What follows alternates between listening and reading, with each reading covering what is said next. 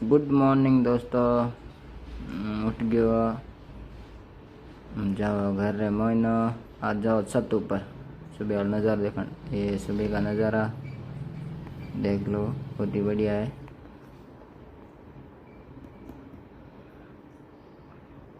जाओ नीचो, कमेंट करते बताओ आज कया कपड़ा पहरो नान कर। हेलो, हमें स्नान वगैरह कर दिए,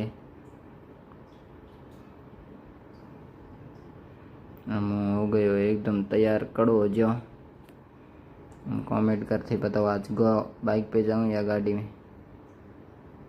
तो भाई आया, बोला कि बाइक पे जाते। पापा मैं हो गया जल्दी और दीवाना। ये हमारी शॉप,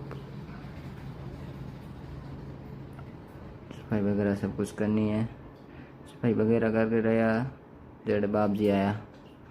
बाप जी पाड़ी पार्टी पाड़न बैठा, जेड़े कस्टमर आ गया है हमारे, हम करो कस्टमर।